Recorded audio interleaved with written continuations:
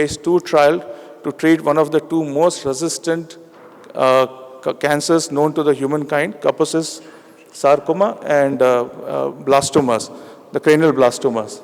So obviously when we have a drug that has been tried for one of the most resistant diseases in the human body, I would like to believe that that 6 milligram vial which is handed over to me for my patients, it packs a punch.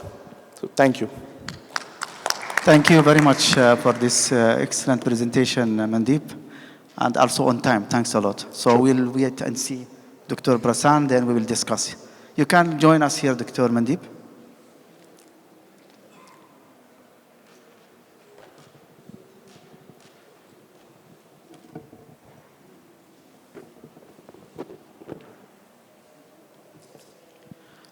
So can you please run second? Can I have my slides, please?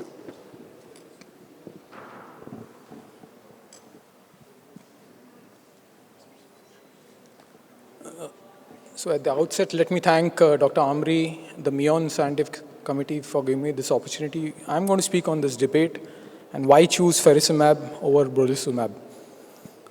So the first slide is about brolucizumab, and this presentation of mine is quite unique because I have very few slides on faricimab.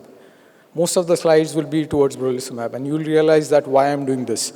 So as you know, brolucizumab works primarily on only one molecule, which is the VEGF. Please note that it's only one molecule. And there are various studies which have shown that 75% of these patients can be extended to Q12 interval, as Mandeep mentioned. 80% of these patients can also be on Q12 over a period of 48 weeks. So 78, 75, and 80% of these patients are on Q12. What about faricimab? Now, faricimab is a very unique bispecific antibody which attacks two molecules, the Ang2 and the VEGF. So in addition to VEGF, which is blocked by brolucizumab, you also have an additional action on acting on Ang2. And why Ang2 is important? Because Ang2 stabilizes, anti-Ang2 stabilizes the vessels, it reduces the leakage and reduces inflammation. So it's got dual inhibition. So over 2 years, again, it demonstrated durable efficacy, and you can look at the figures. 78% were at Q12, that means injections every 12 weeks, and 60% were almost at Q16. Similar results were also seen in neovascular AMD, whereas 80% of these were on Q12 and 60% on Q16, and the vision gains were comparable to aflibercept. Now we know everything about brolucizumab. Then the most important thing I wanted to drive the point is brolucizumab is associated with an intraocular inflammation, retinal vasculitis, and retinal occlusion. So if you open up PubMed, you'll see 40 presentations or papers relating to this. And the first article, which had come from American Society of Retinal Surgeons, which looked at the safety in September 2020, they clearly demonstrated that there are a lot of patients who can develop this. There are also papers of brolucizumab associated with intraocular inflammation without vasculitis. And this paper, which was published, which looked at the clinical pathological correlation, clearly showed that patients who develop this intraocular inflammation it's primarily due to type 3 hypersensitivity reaction. Then this paper from Caroline Baumel, who looked at what are the risk factors and how do you manage these patients, they clearly indicated that retinal vasculitis and intraocular inflammation after brolucizumab is characterized by variable occlusion of the vessels, including the retina and choroid. If you look at the PubMed search for faricimab with intraocular inflammation, there is not a single paper which looks at faricimab causing intraocular inflammation. These are the various images. Intraocular inflammation was reported in this patient with occlusion of the inferotemporal vessel. The lower left patient had symptomatic ocular retinal vasculitis just 34 days after the injection. And last, the one on the right showed occlusion of the retina and the choroid. Again, I would like to reiterate, no reports of intraocular inflammation with faricimab. The safety review committee also looked at how many percentage of these patients had problems. So 4% had intraocular inflammation, 3% intraocular inflammation with retinal vasculitis, 2% of these patients had occlusion as well, and 1% of this lost vision more than 15 letters. The overall safety of brolucizumab was also looked at in Castle and Crite. I'm just highlighted those lower things. And if you look very carefully, you're again looking at figures like 4%, 2%, which are almost similar to Hawk and Harrier, though a little less. But this is a similar thing, a similar finding which you see both in Hawk and Harrier as well as the Kite and Castle trial. What is the real world data? This is the real-world data from the website, where clearly post-marketing data has shown that we do have patients from UAE who also got inflammation in the eye. So now we know that brolucizumab causes the problem. So there are various scientists who looked at what are the risk factors and managements. So risk factors were looked at, and we found out that female patients and Japanese origin patients and patients who had previous history of intraocular inflammation were all risk factors. Then there was an expert opinion of how to treat when you have these patients. So this is a famous chart where you will see big chart, intraocular inflammation, how do you treat, retinal vasculitis, how do you treat, retinal vein occlusion, how do you treat. So now you're talking in terms of giving an injection and starting to treat complications of these patients. These are two papers which looked at how patients had loss in vision. So this is a gentleman who had a 20/40 vision and had a counting finger vision at the end of it. This is another patient who had bilateral loss of vision from almost to no PL in both the eyes.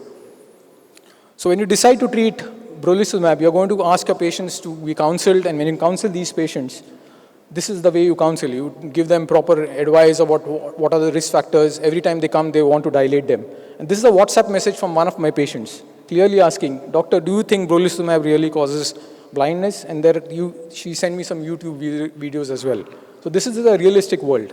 So caution about using brolucizumab in one-eyed patients, no bilateral injections, female patients, Japanese patients. You need to do early diagnosis for these complications, prompt treatment, aggressive treatment, frequent monitoring. And these is important because the problem is if you don't diagnose them on time, they tend to lose vision. And the other problem is frequent monitoring you don't want, because that's the main aim. You want to use a medication for a longer period of time here. Lastly, the major side effects which no one mentions, insomnia in doctors. So my experience here is, this is a patient of mine who had problems and he was treated with faricimab. Excellent response. This is another patient, DME, multiple injections, a vision of 0.05 improved to 0.4 without any complications. Lastly, this is a $1 million question every time you inject. So if an anti-VEGF has to be chosen, will you choose brolucizumab or faricimab in your relative? And the answer is very clear. It's going to be faricimab. And if you look at the left, tips to prevent insomnia, at the bottom you will find use faricimab.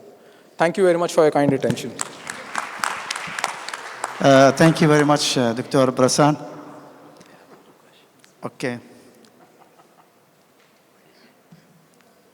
The question, Dr. Brasan, in one word, why you are prefer faricimab? Only one word.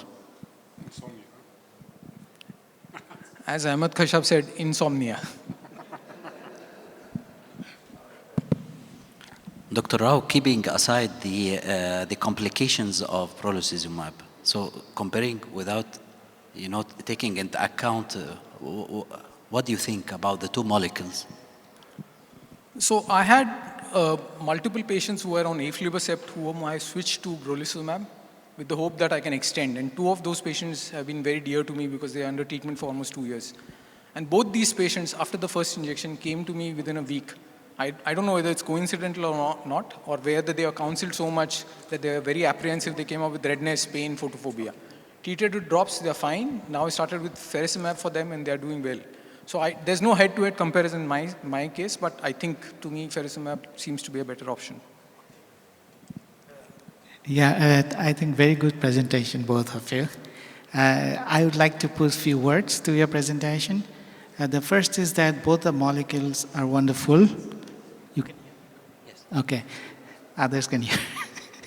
So both the molecules are good, and we should also know how they work, because the faricimab, as it works, is a bispecific, so it works differently, and the other one blocks both the receptors of all the three isoforms. So I would say both molecules are good, but when you want to think about certain patients which have an increased sensitivity to get an inflammation, then I would rather choose faricimab.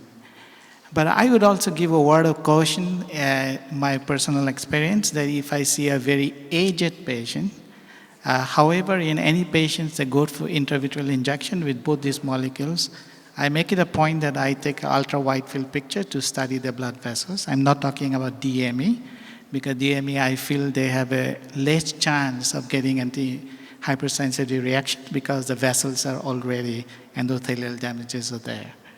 But in case of neovascular AMD, in very aged patients, I would very cautiously and repeatedly think before I inject brolucizumab. Okay, but both the molecules are good. I think with time we learn whom to inject, whom not to inject. But in mid-age patients who get other diseases like your fibrosvascular PEDs or any such thing, I think they respond pretty good. I think both presentations are excellent. You stated it well, Prasan, for brolucizumab, and Mandeep, you excellently explained the potency of the drug. Actually, I use both drugs, and to me, Beovu or brolucizumab is an excellent drug. It is very potent, but only because of the safety alarm and safety issues, I will keep it as second or third line for very limited patients, because I have patients who are not responding to any drug, and they responded tremendously well with Beovu. But faricimab is now having the potency and the durability, so definitely, if I'll switch definitely to faricimab first. This is my personal opinion. Okay, any comment from Mandeep? All? I just would like to know whether how many of us are actually giving this extra caution to the patients when we inject brolucizumab, and whether it should be done, because I understand all these data and the IOIs or whatever our fear is. It's actually for us. So once you transmit it to the patients, they would obviously be come back for anything. I mean, even if they have a subconj hemorrhage or a little bit of irritation, they would think it's IOI and they'll keep coming back to us. So are we actually making our patients more apprehensive, and should we actually caution them, or just be ourselves cautioned? I agree. I definitely, Yeah. I would definitely would like to tell the patient exactly what we are fearing from the drug, and we need to explain this very well, because we do not want the patient to have an issue and do not report it. So over-reporting would not be an issue, but under-reporting it and having a problem that cannot be treated properly at the proper time is a big issue. Yeah, giving the correct information is important. So when we take our consent, I always say to my patient, there is 3 to 5% chance that you might get an intraocular inflammation. Around 80% can be treated well, but less than 1% can lose vision. But they do know they need the treatments, because 95% can be good. So many of them take the risk to get it treated. However, as I say, very aged neovascular AMD, I'm not worried about DME. Very aged neovascular AMD, I don't even offer. Okay, thank you for all. But before we have to move from to the next, there is only 2 things I want to mention. Both of the medication are very good, and I think